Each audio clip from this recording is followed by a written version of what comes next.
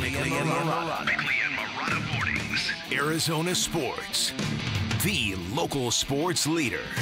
Bickley Blast.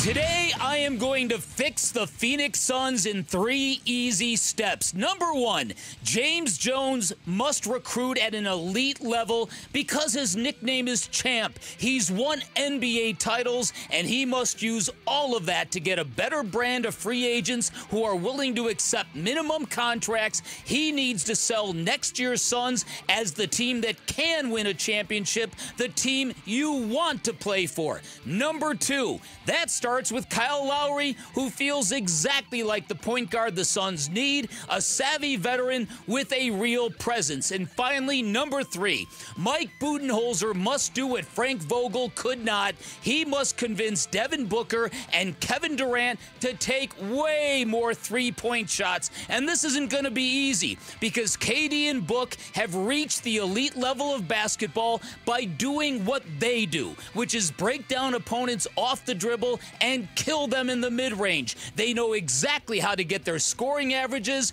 and asking a star player to change a winning formula is asking to expose themselves to failure, subjecting themselves to lower shooting percentages and scoring averages. It's a risky proposition, and the only way to get superstars to expose themselves to failure is if they really, truly believe in their team and the cause. And this is where Budenholzer must make a huge difference because Booker and Durant are great shooters who can give the Suns more of what they need, and because it doesn't matter how much we believe in the Suns unless the strongest belief starts in that locker room.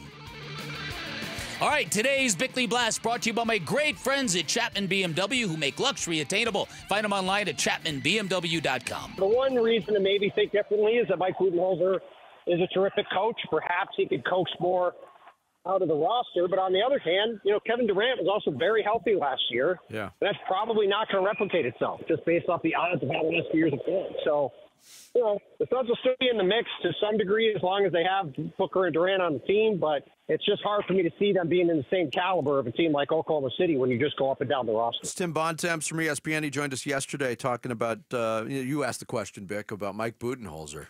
Change at the top. There was obviously a need for a change at the top. The Suns brass identified it. They make the change. They move from Frank Vogel to Mike Budenholzer. How much of a difference can he make? I think that's one of the heaviest questions going into this season is, we've seen Mike Budenholzer have success. He's a very accomplished head coach, 2-time coach of the year. He's coached 60-win teams. He's won a championship. Something that we hit on earlier on this, and you talked about stylistic changes, and yes, the Suns need to shoot more threes. They talked about shooting more threes a lot last year. But they wouldn't do it. They wouldn't do it. That has to change. It's just part of the modern NBA.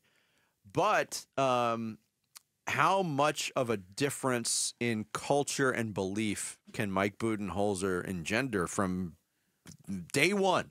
That's going to be a big question. Yeah, because and it was very clear early on last year something was missing in that whole connection. Namely belief. Yeah. And so let's focus on Devin Booker and Kevin Durant because these are guys, because Frank Vogel did ask them to take more threes.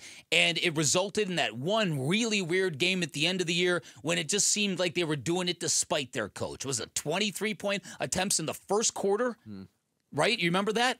So, again, you're talking about players who are established, who look to get 27 to 30 points per game, who expect to shoot at a certain level. Now, if you're asking them, expand your game, take more three-point shots, you're asking them to get away from their individual formulas. Yeah, they're the two players also probably most famous for having a mid-range game. Without a doubt. Their game is not about shooting three-pointers. Right. Those two So guys. you need to get them out of their comfort zone and try to be part of this three-point solution.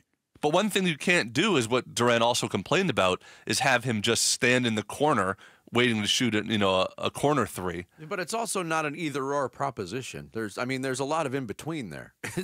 I mean, you don't have to stand in the corner. Kevin Durant can shoot from anywhere on the floor. We've seen that. That's where I think in part of this roster construction where the Suns are just hampered, and I know Kellen was talking about this yesterday, is that from the center position in terms of spacing, they're not getting a lot of three-point shooting from their bigs. And people say, oh, big deal. Well, it is a big deal when you talk about spacing for elite scorers. By adding Mason Plumlee, you're not getting that at all. Although Law Murray, who covers the Clippers, was on with Burns and Gambo yesterday and was raving about what the Suns have done at the big position in terms of passing with Plumlee and Nurkic and Iguodala, all good passers at the big position. They don't shoot threes. And Yusuf Nurkic is a guy who, in the first half of last year, it wasn't a big number of threes, but he showed that threat. As the season went on, he stopped shooting threes. I wonder if that's part of the strategy from Mike Budenholzer, too, is, hey, we're not asking you to shoot a lot, but you got to show the threat, Nurk, or we're going to be bogged down offensively. Again, I would much rather have Devin Booker and Kevin Durant shooting threes than Yusuf Nurkic. I would too. And so they need to create an offensive system that is going to result in a little of both, allowing Devin Booker and Kevin Durant to be who they've been, but getting them to shoot more three-point shots because they can do it. There have been times when Devin Booker in that pull-up three has been a devastating weapon for this basketball team. And so they wouldn't do it for Frank Vogel. That's pretty clear. There were many times when this subject came up, and Frank Vogel would say, yes, we need to shoot more threes. We need to shoot more threes. And it gets back down to the basic premise that when you have Kevin Durant and Devin Booker, while not exactly similar players, they're both players who excel at the mid-range. And in today's modern NBA, you can't have too many of those guys. Yeah, but here's where the disconnect lied statistically for the Suns from three-point range. Last year, they averaged 32.6 three-point attempts per game. That was 25th in the league. Their percentage on three-pointers, 38.2%. That was 5th in the league. Those numbers have to be closer. Yeah, and right. if you shoot at a high percentage, it just makes you're not taking enough of them. It just makes sense to shoot more. Yeah, right. Again, and if you're shooting at that high percentage, you're not failing enough. And so Devin Booker and Kevin Durant are going to have to be willing to fail from the three-point line to make this a much more dangerous basketball team. It can't just be Grayson Allen. No. It can't be said, well, that's our three-point shooter, so we're fine. No. These guys can do it, and this would help expand everything about this basketball team because this team, even on good nights against good teams, they get caught up in that math problem. Where they're taking threes, we're making twos. They're making threes, we're making twos. Pretty soon, you look up, you're down by 12. Yeah, they ran into. You're exactly right. They ran into that a lot. Another point in the blast that you made, Kyle Lowry. Is he going to be the guy? The market is thinning on free agent point guards that are available for what the Suns have to spend. Kyle Lowry is a trusted veteran. Made a ton of money in his career. He has won a ring. Are they zeroing in on Kyle Lowry?